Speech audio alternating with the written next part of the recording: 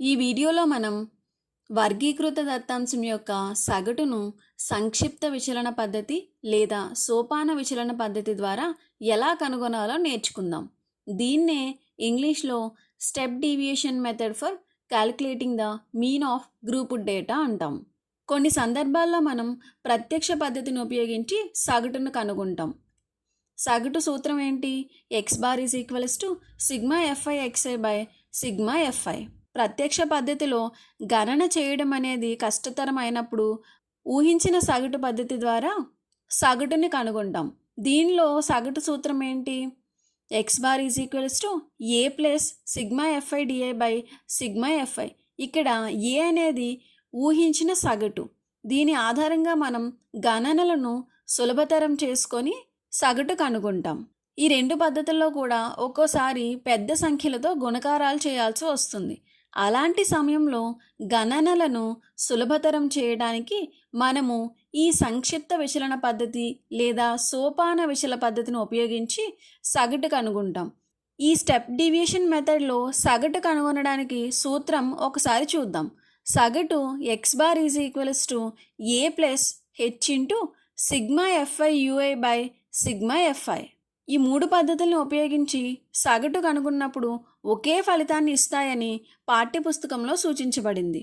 అయితే మనం ఈ సంక్షిప్త విచలన పద్ధతిని గణనలు మరింత సులభతరం చేసి సాధన చేయడానికి ఉపయోగిస్తాం. ఇప్పుడు ఒక ఉదాహరణ ప్రశ్న చూద్దాం. ఇచ్చిన దత్తాంశం ఆధారంగా ఒక కాలనీలో నివసించే వ్యక్తుల సగటు వయస్సు అంటే యావరేజ్ ఏజ్ను కనుగొనండి. ఇక్కడ మనకి దత్తాంశంలో ఏమిచ్చారు? క్లాస్ ఇంటర్వెల్, తరగతి అంతరం అంటే వ్యక్తుల వయస్సుల వివరాలు, మరియు పౌనపున్యం అంటే వ్యక్తుల వయస్సులు మరియు ఆ వయస్సు గలవారు ఎంతమంది ఉన్నారు అని. ఇక్కడ ఏమిచ్చారు? 10 నుండి 20 వయసు గలవారు 3 ఉన్నారు అని. అలాగే 20 నుంచి 30కి 6, 30 నుంచి 40కి 8 మంది, 40 నుంచి 50కి 4 ఉన్నారు. చివరిగా 50 నుండి 60కి 5 మంది ఉన్నారు అని ఇచ్చారు. దీని తర్వాత మనం ముందుగా తరగతి మధ్య విలువ క్లాస్ మార్కును కనుగొనాలి. ఎక్స్ఐ.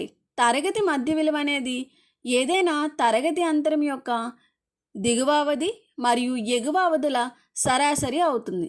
అంటే మొదటి తరగతి అంతరం తీసుకున్నాం అనుకోండి, దీనికి ఏమవుతుంది? 10 ప్లస్ 20/2 అంటే మనకి 15 వస్తుంది. ఈ విధంగా మిగిలిన తరగతి అంతరాలను కూడా లెక్కిస్తే మనకి ఈ విధంగా వస్తాయి: 25, 35, 45, 55. తర్వాత దశలో సంక్షిప్త విచలన పద్ధతిని ఉపయోగించి సగటు కనుగొనడానికి మనం ముందుగా ఊహించిన సగటు అస్యూమ్డ్ మీన్ని ఎంచుకోవాలి. సాధారణంగా మనం తరగతి మధ్య విలువలలో అంటే ఎక్స్ఐ విలువలలో మధ్యలో ఉన్న విలువను ఎంచుకుంటాం. ఇక్కడ చూసినట్లయితే 15, 25, 35, 45, 55. వీటన్నింటిలో మధ్యలో ఉన్న ఎక్స్ఐ విలువ ఏంటి? 35. కాబట్టి దీన్ని మనం ఊహించిన సగటు ఏగా తీసుకుంటాం. ఏ ఈజ్ ఈక్వల్స్ టు ఎంత? 35. తర్వాత దశలో విచలనము D A is equals to X I minus ఏను లెక్కించాలి. అంటే మొదటి తరగతి అంతరం 10 నుండి 20కి ఎక్స్ఐ విలువ ఎంత ఉంది? 15. ఈ 15లో నుండి మనం తీసుకున్న ఊహించిన సగటు ఏ విలువ 35ని తీసివేస్తే 15 మైనస్ 35 ఈజ్ ఈక్వల్స్ టు ఎంత? -20. అలాగే తరగతి అంతరాలకు కూడా మనం చూసినట్లయితే 25 మైనస్ 35 అంటే -10, 35 మైనస్ 35 అంటే 0, 45 మైనస్ 35 ఎంత అవుతుంది? 10, 55 మైనస్ 35 ఎంత అవుతుంది? 20. ఇక్కడ నుంచి గణనలు అనేవి మారుతాయి. అది ఏ విధంగానో చూద్దాం. ఇప్పుడు మనం ఇక్కడ ఏం చేయాలి అంటే UA is equals to DI by H అనే విలువను కనుగొనాలి. దీనిలో డిఐ విచలనము విలువలను ఇప్పుడే లెక్కించాం. మరి హెచ్ విలువ ఏమవుతుంది? హెచ్ అనేది ఏదైనా ఒక తరగతి యంత్రం యొక్క పరిమాణం అంటే క్లాస్ సైజ్. దీన్ని మనం ఎలా లెక్కించవచ్చు? ఏదైనా ఒక తరగతి యంత్రం తీసుకొని దాని పరిమాణాన్ని తీసుకోవాలి. ఉదాహరణకు 10 నుండి 20 అనే తరగతి యంత్రాన్ని తీసుకుంటే ఈ తరగతి యంత్రం యొక్క పరిమాణం ఏమవుతుంది? 20 మైనస్ 10 ఈజ్ ఈక్వల్స్ టు ఎంత? 10. అంటే హెచ్ విలువ మనకి ఎంత వచ్చింది? 10. కాబట్టి మనం యూఐని లెక్కించవచ్చు కదా ఇప్పుడు. ఉదాహరణకు మొదటి తరగతి అంతరం 10 నుండి 20కి చూద్దాం. ఇక్కడ డిఏ విలువ ఎంత ఉంది? -20. -20 ఈజ్ డివైడెడ్ బై 10 అంటే ఎంత మనకి?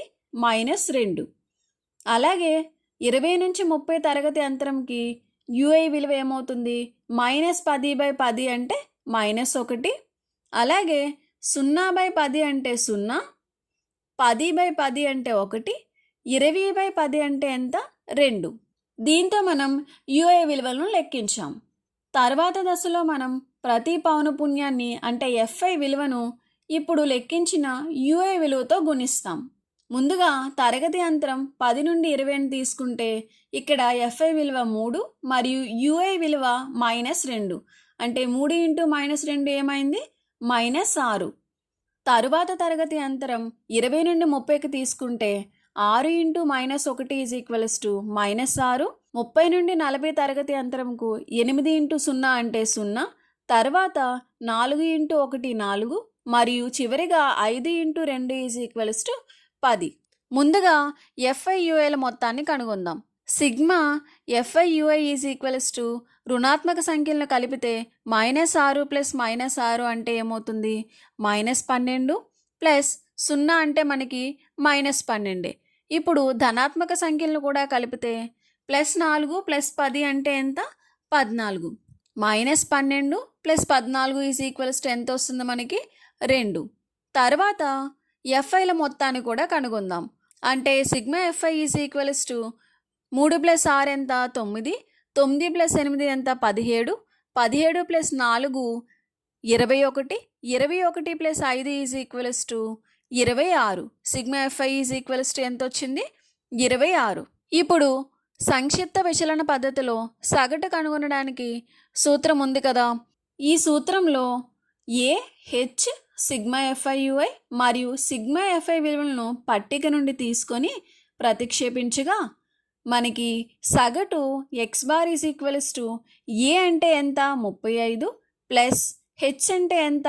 10 ఇంటూ సిగ్మా ఎఫ్ఐయుఐ అంటే ఎంత వచ్చింది? 2 is divided by sigma FI ఎంత? 26. దీన్ని సూక్ష్మీకరిస్తే ఏమవుతుంది? 2 × 1 2, 2 × 13 ఎంత? 26 ఈజ్ ఈక్వల్స్ టు 35 ప్లస్ 10 × 1/13 అంటే 10/13. ఈ విలువను లెక్కిస్తే సగటు 35.77గా వచ్చింది. అంటే సమాజంలోని వ్యక్తుల సగటు వయస్సు 35.77 సంవత్సరాలు అని అర్థం. మనం ఏం నేర్చుకున్నాం? సంక్షిప్త విచలన పద్ధతి లేదా సోపాన విచలన పద్ధతి ద్వారా సగటు కనుగొనడం. సగటు సూత్రం x bar A plus H into sigma F I U I by sigma f i. ఈ పద్ధతిలో సగటును కనుగొనడానికి ముందుగా మనం ఎక్స్ఐలలో మధ్యలో ఉన్న విలువను ఊహించిన సగటు ఏగా ఎంచుకోవాలి. తరువాత విచలనము డిఐ ఎక్స్ఐ మైనస్ ఏను లెక్కించాలి. తరువాత హెచ్ తరగతి పరిమాణం విలువను లెక్కించి యుఐ DI/Hని కనుగొనాలి. తర్వాత దశలో మొత్తాలు అంటే సిగ్మా ఎఫ్ఐయుఐ మరియు సిగ్మా ఎఫ్ఐ విలువలను కనుగొనాలి. చివరిగా ఊహించిన సగటు ఏకు H into sigma F I U I by sigma ఎఫ్ఐను కలపాలి. ఈ విధంగా సంక్షిప్త విచలన పద్ధతి స్టెప్ డీవియేషన్ మెథడ్లో సగటును సులభంగా కనుగొనవచ్చు. మనం గమనించాల్సిన ముఖ్యమైన విషయం ఏంటంటే ప్రత్యక్ష పద్ధతి, ఊహించిన సగటు పద్ధతి, సంక్షిప్త విచలన పద్ధతి ఏది ఉపయోగించినా మనకి సగటు ఒకటే వస్తుంది. మనం తీసుకున్న ఉదాహరణలో 35.77 వచ్చింది.